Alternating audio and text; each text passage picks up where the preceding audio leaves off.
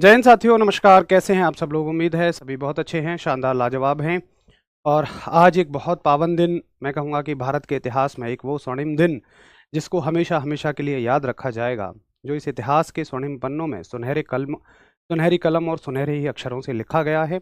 और दिन है स्वतंत्रता दिवस का दिन। आप सभी बहुत अच्छे से जानते हैं, सभी समझदार हैं, पढ़े लिखे हैं।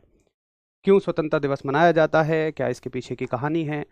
बस मैं तो कहूँगा कि अगर हम आज के स्तर पे कुछ कर सकें, तो आज के स्तर पे हमें ये सोचना है कि भाई, जिन्होंने इस देश को आज़ाद कराने के लिए अपना बलिदान दिया, सब कुछ अ, अपना न्योछावर कर दिया, हमें उसको बस बनाए रखने के लिए हर तरह से इस देश के निर्माण में अपनी भागीदारी करनी है। और देश के निर्माण में भागीदारी केवल ऐसा नहीं है कि अब जब आप बॉर्डर पे खड़े होते हैं या केवल आप वहाँ होते हैं। देखिए, उनका तो रोल एक अलग ही है, उनकी तो बात एक अलग ही है। बस देश की भागीदारी में निर्माण आप अपने तरीके से भी कर सकते हैं। आप किसी ऑफिस में जाके सरकारी नौकरी कर रहे होंगे, किसी भी गवर्नमेंट जॉब में आप बैठे होंगे, तो आप देश के लिए प्रत्यक्ष रूप से भागीदार हैं देश के निर्माण के। या आप किसी मतलब जो साथी, मैं तो कहूँगा आप सब लोग तो खैर सरकारी नौकरी वाले हैं, जो साथी प्राइवेट नौकरी वाले भी हैं, वो भी देश की भागीदारी में बड़ी अहम भूमिका निभा रहे हैं। उसके अलावा हम अपने स्तर पर भाई पेड़ लगाकर, पॉलीथीन को कम करके, पॉल्यूशन को कम करके, इन सब चीज़ों को कम करके भी देश की भागीदारी में जरूर देश की भागीदारी में जरूर सहयोग अपना कर सकते हैं। चलिए, सभी को बहुत सारी शुभकामनाएं स्वतंत्रता दिवस की। बाकी सब लोग आप समझदार हैं, सारी चीज़ें अच्छे से जानते हैं। बच्चे, अभी हमें कंप्लीट करना है गैसों का प्रेशर, गैसों का दाब। अभी तक हम ठोसों का दाब और द्रवों का दाब बड़े अच्छे से समझ चुके हैं। सॉलिड के प्रेशर को हमने बहुत अच्छे से पढ़ा, लिक्विड के प्रेशर को हमने बहुत अच्छे से पढ़ा। अब बारी है कि हम गैस के प्रेशर को पढ़ेंगे। तो हेडिंग डालेंगे गैस प्रेशर। गैस प्रेशर यानी कि गैसों का दाब। ठीक है, देखिए क्या होता है गैस प्रेशर, गैसों का दाब। अब कौन सी गैस का दाब हमें पढ़ना है? वायुमंडल में तो, या हम देखें तो हमारे आसपास बहुत सारी गैसें हैं, hydrogen, nitrogen, oxygen, helium, neon, argon, krypton, xenon, radon. क्या सभी का पढ़ना है? जी नहीं, सभी का हमें नहीं पढ़ना है। हमें केवल एक गैस का दाब पढ़ना है हमारे सिलेबस में, जो फिजिक्स में है। बाकी सारी गैस केमिस्ट्री में जाएंगी। फिजिक्स में केवल एक ही गैस है, और भैया जी वो गैस है आपकी वायुमंडलीय गैस। ठीक है, तो वायुमंडलीय गैस कौन सी है? या वायुमंडल में जो गैसों का दाब है वो बस हमें पढ़ना है, जिसको हम कहते हैं एटमॉस्फेरिक प्रेशर। ठीक है, वायुमंडलीय दाब, एटमॉस्फेरिक प्रेशर। तो आप लिखेंगे कि वायुमंडलीय दाब क्या है। देखो, आपको पता है कि कितने किलोमीटर ऊपर हमारा वायुमंडल है? तो भाई अगर आप देखें, हम पृथ्वी पर रहते हैं सतह पर। ये शायद कुछ साथी इस विडोब में रहते हैं कि हम अंदर रहते हैं, नहीं, आप पृथ्वी की सतह पर रहते हैं। और इससे 12 किलोमीटर ऊंचाई तक, लगभग 12 है, आप बेहतर जानते होंगे, ज्योग्राफी के स्टूडेंट हैं, लगभग 12 किलोमीटर ऊंचाई तक हमारा एटमॉस्फेयर है। यानी यहाँ पर हवा है प्लस गैसें हैं। जितना जो आपको नजर आता है, बादल नजर आते हों, धूल नजर आते हों, वो सब यहीं तक है। इसके ऊपर खाली जगह है, कुछ नहीं है, ना कोई ठोस है, ना द्रव है, ना गैस है। और उस खाली जगह को ही हम निर्वात कहते हैं, वैक्यूम कहते हैं। हम आगे और वैक्यूम के बारे में अच्छे से जानेंगे। बट मेरे कहने का मतलब है कि 12 किलोमीटर ऊपर तक हवा है, गैस है। भाई 12 किलोमीटर ऊंचाई कम नहीं होती है। ये 12 किलोमीटर की हवा, गैस हमें लगातार दबा रही हैं। तो इनको क्या बोलोगे आप? यही वायुमंडलीय दाब है। अब आप कहोगे भैया हमें महसूस क्यों नहीं होता? देखो, ये कम नहीं होता, अभी मैं आपको दिखाऊंगा, अच्छा खासा दाब होता है। लेकिन भैया जी हमें ये महसूस क्यों नहीं होता? साहब, महसूस इसलिए नहीं होता क्योंकि आपके शरीर का नेचर ने प्रेशर उससे ज़्यादा बनाया है। तो वो आपको दबाने की कोशिश करता है, शरीर का प्रेशर ऊपर की तरफ मेंटेन हो जाता है। उसके अलावा दूसरा रीज़न एक ये भी है कि हम उसको बचपन से झेलते हुए आ रहे हैं, तो हमें बहुत ज़्यादा फर्क उसका नहीं पड़ता, ये भी है। तो वायुमंडलीय दाब जो है, एटमॉस्फेरिक प्रेशर जो है, उसकी परिभाषा क्या है? कि हमारे वायुमंडल में मौजूद गैसों का दाब। ये समझ में आया सभी को? थम्स अप करिए। वायुमंडल में उपस्थित गैसों का दाब, ठीक है, यानी कि pressure of gases, pressure of gases present in atmosphere,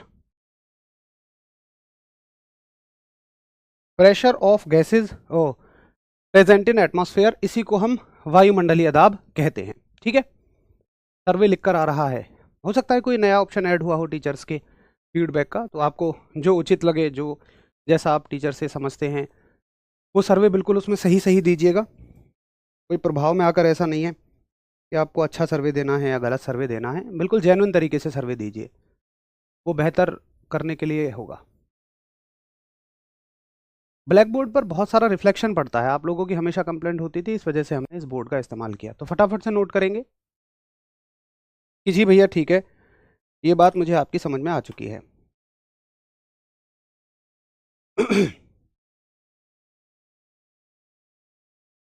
ठीक है सर, बादल तो दूसरे ग्रह पर हैं। अरे महाराज क्या बात करते हो, अबे दूसरों ग्रह हमसे कई हजार किलोमीटर ऊपर हैं, और ये बादल बूदल सब कुछ 12 किलोमीटर में ख़त्म हो जाते हैं। 12 किलोमीटर ऊपर तुम जाओगे, सब कुछ खाली खाली दिखेगा।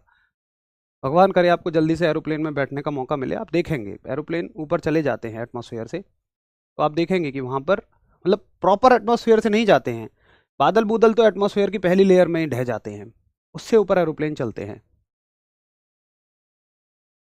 ठीक है, चलो जिन्होंने आज ही एडमिशन लिया है वो प्लीज़ एक बार शुरू से देख लो क्लास को, प्लीज़ शुरू से देखो। चलिए क्लियर। अब एक साथी ने मुझसे पूछा कि चलो भैया इतना मुझे समझ में आ गया, बट ये जो वायुमंडलीय दाब है आखिर ये है कितना।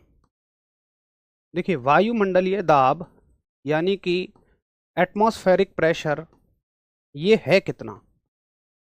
तो एटमॉस्फेरिक प्रेशर जो है इसको हम दिखाते हैं, इसको हम शॉर्ट में लिखते हैं ATM से, ठीक है।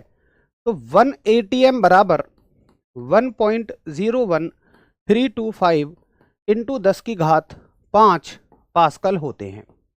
ये एग्जैक्ट है, बट इतना कई बार नहीं देता, मोस्टली वो इसको शॉर्ट में लिख देता है 1.01 गुणा 10 की घात 5 पास्कल। तो सवाल ये आएगा सीधा सीधा कि बताइए एक एटमॉस्फेरिक प्रेशर में कितने पास्कल होते हैं। तो एक एटमॉस्फेरिक प्रेशर में 1.01 into 10 to the power 5 pascal होते हैं। अब आप देखो सभी दाबों का मात्रक हमने पास्कल बना दिया। एटमॉस्फेरिक प्रेशर का बहुत ज़्यादा इस्तेमाल है, आप देखते होंगे आजकल मैसेज आ जाते हैं आपके क्षेत्र में अगले 1 घंटे में भारी बारिश होने की संभावना है, यहाँ भारी आंधी आने की संभावना है। सब कुछ वायुमंडलीय दाब से ही पता लगता है। वायुमंडलीय दाब ने कहा ओ भैया सुनो, मैं तो बहुत इंपॉर्टेंट चीज हूं, तुमने चाकू के दाब का भी पास्कल कह दिया, छुरी के दाब का भी पास्कल कह दिया, पटरियों के दाब का भी पास्कल कह दिया, मेरे दाब का भी पास्कल कहोगे? नहीं, मेरे लिए कुछ इंपॉर्टेंट अलग बनाओ। असल में देखो ये तो समझाने की बात है, जो चीजें अलग तरह से इस्तेमाल में होती हैं, भाई इसके दाब को आप चाकू के दाब से तो कंपेयर नहीं करोगे। दूसरी चीज देखो अंकित भाई का मुझे स्क्रीनशॉट दे दो। दूसरी चीज आप ये तो मतलब मैं कह रहा हूं कि कहीं पे 10 पास्कल का दाब है, तो क्या उससे पता लग रहा है कि हम कहीं हवा के दाब की बात कर रहे हैं या वायुमंडलीय दाब की बात कर रहे हैं? नहीं ना। तो हमें क्या करना है, इसके लिए अलग एक मात्रक बनाना रहा, जिससे बस पता लग जाए। मात्रक अलग क्यों बनाए जाते हैं? जिससे कि पता लग जाए कि अच्छा इसके बारे में बात हो रही है। तो हमने वायुमंडलीय दाब का एक स्पेशल मात्रक बनाया, इसी में नोट डाल के लिखते रहेंगे। जो स्पेशल मात्रक है वायुमंडलीय दाब का, मापने को तो आप इसको पास्कल में मापो, न्यूटन पर मीटर स्क्वायर में मापो, लेकिन स्पेशल मात्रक जो है वायुमंडलीय दाब का, unit of atmospheric pressure, proper unit of atmospheric pressure, वो बनाई हमने बार। ठीक है, प्रॉपर यूनिट हमने एटमॉस्फेरिक प्रेशर की बार बनाई। सवाल आएगा बार किसका मात्रक है? तो ये एटमॉस्फेरिक प्रेशर का मात्रक है। अब मैं कहूं कि कहीं पे 5 बार का दाब है, तो मुझे कहने की जरूरत नहीं है कि ये हवा के दाब की बात चल रही है, कोई भी तुरंत समझ जाएगा ये एटमॉस्फेरिक प्रेशर की बात चल रही है, ये वायुमंडलीय दाब की बात चल रही है। आगे बात समझ में? आगे देखिए आपसे पूछा जाएगा कि एक बार में कितने पास्कल, तो आप कहोगे एक बार में 10 की घात 5 पास्कल होते हैं। ये एक रिलेशन आप याद रखोगे, एक बार में 10 की घात 5 पास्कल होते हैं। इसी के आधार पर हम इसको चेंज कर सकते हैं। कैसे चेंज कर सकते हैं भाई? देखो, 10 की घात 5 पास्कल की जगह मैं एक बार लिख सकता हूं, यानी इसकी जगह कितना लिख दूंगा? एक बार। तो ये कितना हो जाएगा? 1.01 बार। यानी कि एटमॉस्फेरिक प्रेशर को, वायुमंडलीय दाब को अगर पास्कल में पूछे तो ये हो जाएगा, अगर बार में पूछेगा तो ये हो जाएगा। ठीक है, पास्कल में पूछे तो ये, बार में पूछे तो ये हो जाएगा। अब बार कहां से आता है भाई? बार बैरोमीटर से आता है। बैरोमीटर दाब मापने का यंत्र होता है, लिख सकते हो चाहे तो, वायुमंडलीय दाब को मापने का यंत्र। हालांकि हमने मापक यंत्रों में लिखा था, तो बैरोमीटर है वायुमंडलीय दाब मापने का यंत्र,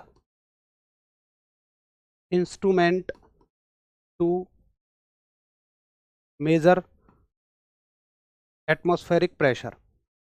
ये कौन है आपका? बैरोमीटर। ठीक है, अब यहां हम कह सकते हैं कि गैसों का दाब खत्म, और उसके साथ ही ये चैप्टर भी हमारा खत्म। अब हमारा नया चैप्टर शुरू होगा जिसका नाम होगा वेव, यानी कि तरंग। और कल आपकी छुट्टी रहेगी, परसों भी छुट्टी, मंडे को वो चैप्टर शुरू होगा। अभी मैं इस चैप्टर को शुरू नहीं कर रहा हूं क्योंकि आज आप जानते हैं 15 अगस्त है, तो हमारे यहाँ फ्लैग होस्टिंग होने वाली है। बस अंकित सर पहुंच गए हैं, सभी अध्यापक पहुंच गए हैं।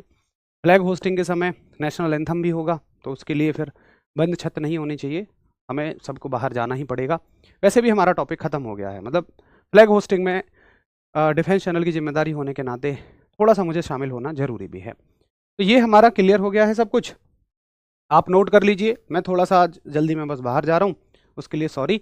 बाकी हम लोग अच्छे से इसको मंडे को पढ़ेंगे। कोई आपकी पीडीएफ की समस्या है, कोई आपकी अगर क्लास अपडेट होने की समस्या है, तो उसको 2 दिन में हम सही करा देंगे, मैं बोल दूंगा, सारी चीज़ें क्लियर हो जाएंगी। इन 2 दिनों में आप अच्छे से रिवीजन करना। मिलते हैं फिर हम लोग मंडे को। नमस्कार, धन्यवाद, जय हिंद।